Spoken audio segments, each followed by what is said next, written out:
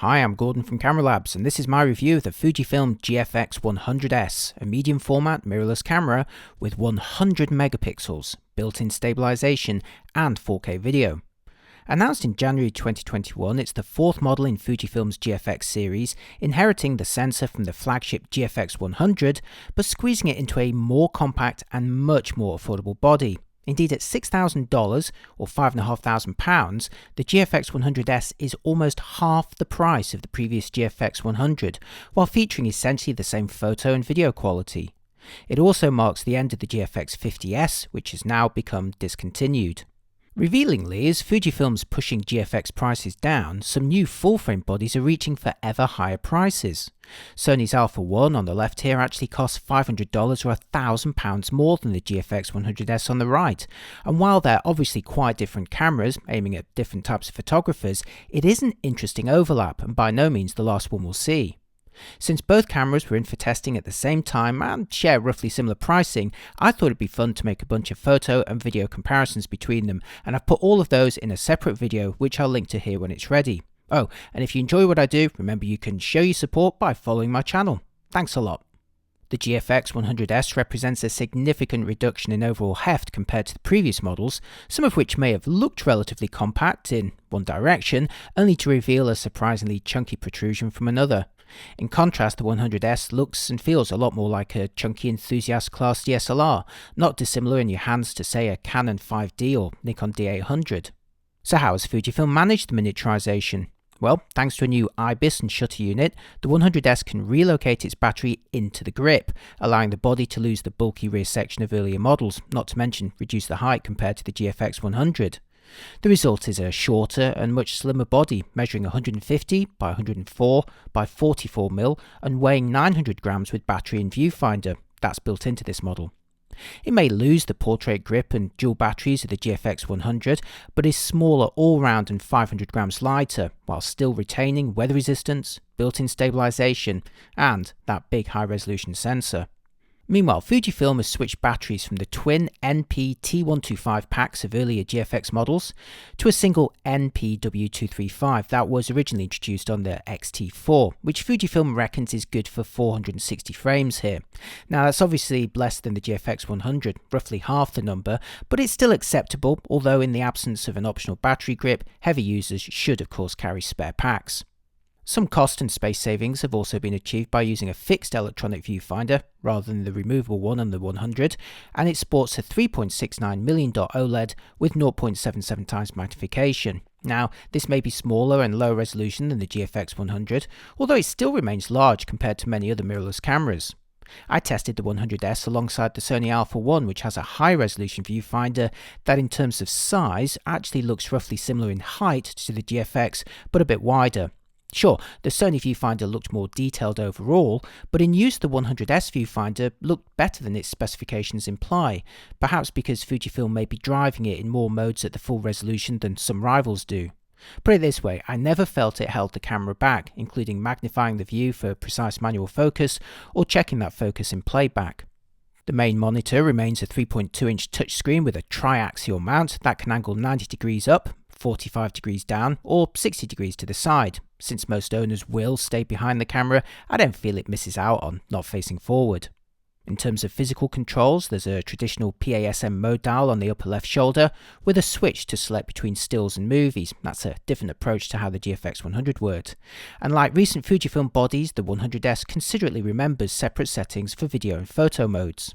Meanwhile, on the upper right shoulder, the GFX 100S inherits the info screen of the 100, which was actually one of my favourite parts of that model, and as I describe it, check out that shutter speed range going beyond just 30 seconds all the way to 60 minutes without ever having to enter bulb mode or use any kind of cable release or other accessory. Take note, other camera companies, you all need to do it this way. Okay, now back to that screen. A 1.8-inch e-ink display with 303 by 230 pixels that's used for displaying shooting information, mostly adjusted by the front finger and rear thumb dials. Like the 100 before it, it can be reversed so you're looking at black characters on a white background or vice versa. It also shares the same three views, cycling between detailed information, virtual dials, and my own personal favourite, a nice large live brightness histogram. The 100S may lack that additional thin rear info screen of the 100, but in general use, I didn't actually miss it. On the rear, there's an 8-way joystick and focus mode lever, along with a scattering of buttons. I still feel some of these controls are still unnecessarily small for a body of this size, plus none of them are backlit, which would have been a nice touch. But these remain personal complaints that no one else really seems that bothered about. If you're an X-series owner having some sense of deja vu, this is all part of Fujifilm's master plan. The GFX 100S controls, menus and general operation feels very reminiscent of an X-series body such as the XS10 I've got on the left here. Fujifilm is literally saying if you love the X-series but wish it had a bigger sensor, well, we've got you covered right here. On the right side, inside the substantial grip, are twin SD card slots supporting UHS 2 speeds. I'm fine with this decision, as while the files are massive, the 100S isn't shooting more than 5 of them in a second and is more likely to be used in calmer environments. Meanwhile, on the left side are the same ports as the GFX 100S, so from top to bottom you have 3.5mm microphone and headphone jacks, USB-C running at 3.2 speeds and usable for charging and camera, micro HDMI and a PC sync port. The HDMI port can output 12-bit ProRes RAW to a compatible recorder, a feature that will delight videographers, while at the same time they'll curse whoever chose that tiny micro port. Okay, that's the physical tour around the body, now for the actual performance and quality in practice. Fujifilm loaned me a GFX 100S for an extended period, so I could get a really good feel for the camera under a wide variety of conditions and subjects.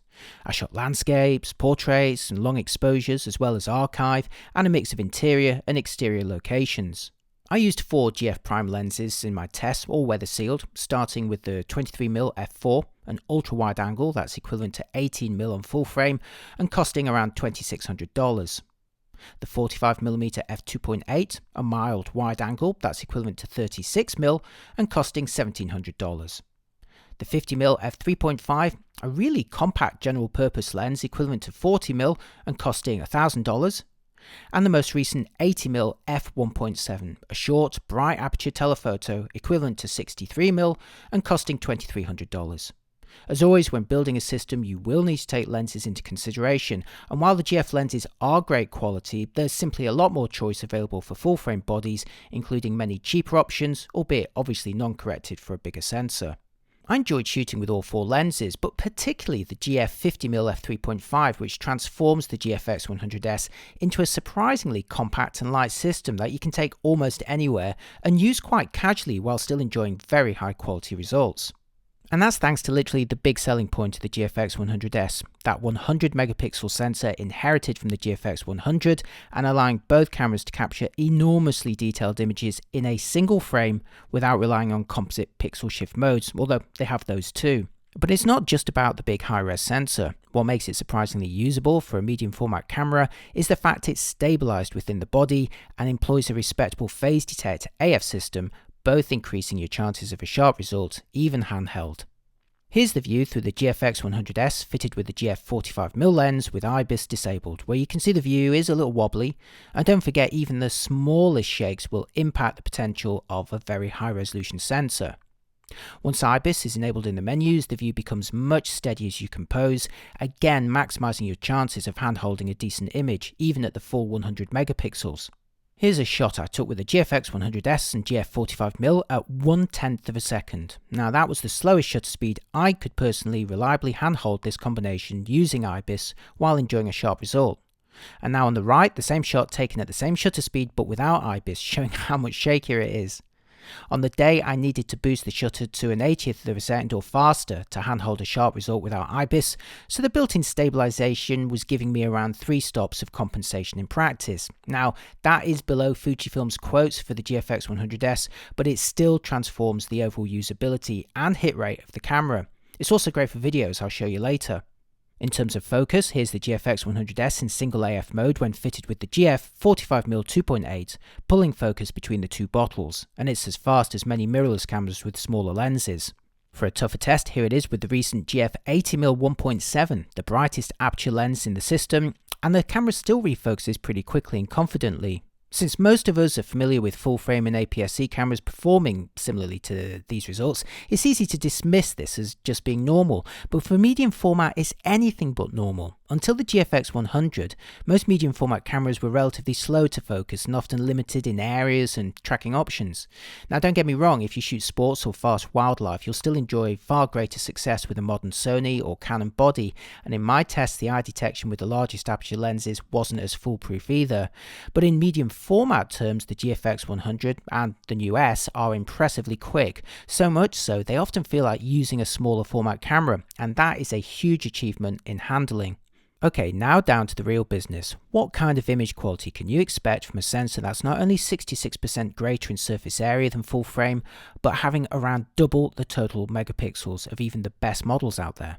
First off, remember 100 megapixels does not equate to double the resolution of a 50 megapixel model in real life detail. The GFX 100S captures images with 11648 by 8736 pixels, while the 50 megapixel Sony Alpha 1, for example, captures 8640 by 5760 pixels. So in terms of vertical linear resolution, you're actually looking at about 51% extra from the GFX 100S in theory. To find out in practice, I photographed a standard test chart with the GFX 100S and GF45 2.8. You're looking at it here from double the normal distance, as it easily out-resolved the chart when it filled the frame. So now here's a very close look at the GFX 100S chart at the top compared to the Alpha 1 with the FE35mm G Master at the bottom, both shot in RAW from double the distance at 100 ISO. And you can clearly see how easily the GFX 100S out-resolves the Alpha 1 for single frames. But both cameras can do even better using their pixel shift modes that capture and combine up to 16 frames to increase the resolution and reduce color artifacts. So first I'll swap out the 50 megapixel Alpha 1 frame at the bottom for the 16 frame pixel shift version, which Sony claims delivers up to 100 megapixels. You can see it's brought the Alpha 1 arguably a tad beyond the GFX 100S thanks to the full colour sampling, but of course it required a tripod and a static subject. It's best suited, like all pixel shift modes, to archive work.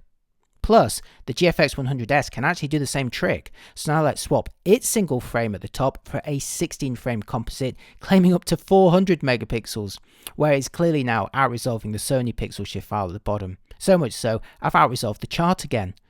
What these tests prove is pixel shift composites can allow low resolution cameras to match the GFX 100S in resolving power, but only in controlled environments with a static camera and static subject. If your subject or technique requires a single frame, the GFX 100S gives you more resolution than any camera under 10 grand. Now, test charts are undeniably useful, but they're also undeniably boring. I want to see real life results, and that's what I try and do in these tests. So here's a shot of Brighton Pier, again with the GFX 100S and GF45 2.8. Now let's take a closer look and see the kind of detail that's possible in a 100 megapixel file. Just briefly, here's the GFX 100S crop on the left, and the Alpha 1 on the right, both taken with high quality lenses with the same 35mm equivalent focal length. Now I'm going to show you loads more results against the Alpha 1 in my separate video comparing the two cameras, but let me know what you think here. Next, for a noise test where I photographed these flowers in JPEG and RAW at every ISO sensitivity from 100 to 12,800. I'm going to show you greatly enlarged crops of the JPEG outer camera on the left side and the RAW file on the right, and I processed that RAW file with very high sharpening and with noise reduction turned off so that we can see exactly what's going on behind the scenes. Now, you wouldn't normally process RAW files without noise reduction, especially at higher ISOs, so the crops on the right are just for reference. They are going to look pretty bad once we get to those high ISOs. I also shot the same sequence with the Alpha 1 and will show the complete set of results in my second video. But just as a brief taster, here's the crops from both JPEGs at 6400 ISO with the GFX 100S on the left and the Sony Alpha 1 on the right. Again, let me know what you think.